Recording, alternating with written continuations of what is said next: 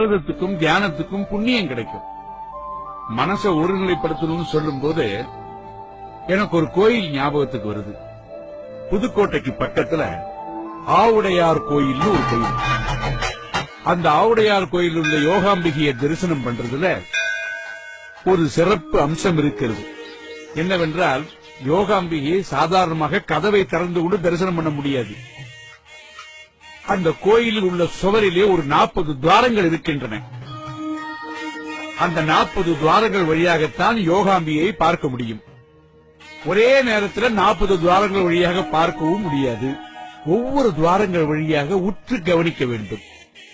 மனசை ஒருநிலைப்படுத்தி நாம் தரிசித்தால் யோகாம்பிகை நம் கண்களுக்கு தெரிவாள். அவளை தரிசிக்கும் பொழுது நமக்கு என்ன பலன் கிடைக்கும் என்றால், மாலை போட்டுக்கொண்டு ஐயப்பனுக்கு விரதம் இருந்து நீங்கள் சாமி கும்பிடுகிறீர்களே, அதனால் கிடைக்கின்ற பலன் இங்கே கிடைக்கும். இந்த கோயிலுக்கு ஒரு தனி சிறப்பு உண்டு. அந்த சிறப்பு உங்களுக்கு தெரியாமல் இருக்கலாம்.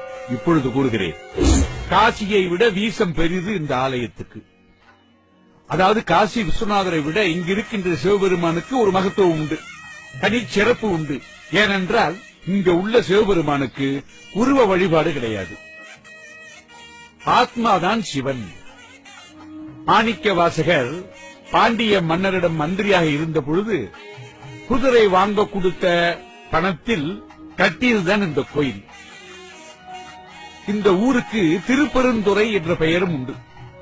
மனிதன் மனிதனுக்கு கொடுத்தது திருக்குறள், தெய்வம் மனிதனுக்கு கொடுத்தது பகவத்கீதை, மனிதன் தெய்வத்துக்கு கொடுத்தது திருவாசகம். திருவாசகத்துக்கு உருகார், ஒரு வாசகத்துக்கும் உருகார். அதை எழுதியவர்தான் மாணிக்க வாசகர். செந்தழல் புரை திருமேனியும் காட்டி, திருப்பெருந்துறை உரை கோயிலும் காட்டி, அந்த நன்னாபதும் காட்டி வந்து ஆண்டார். இந்த உலகத்திலே ஒரு மனிதனுடைய பிறந்த நாளுக்கு 10 நாள் திருவிழா எடுத்து மார்கழி திருவாதிரையில் தேரோட்டமும், அவர் ஜோதியில் கலந்த ஆணி மகத்தில் 10 நாள் தேரோட்ட திருவிழாவையும் எடுத்து அந்த ஊர் மக்களும் கோவில் நிர்வாகமும் இன்று வரை மிக சிறப்பாக செய்து வருகிறார்கள்.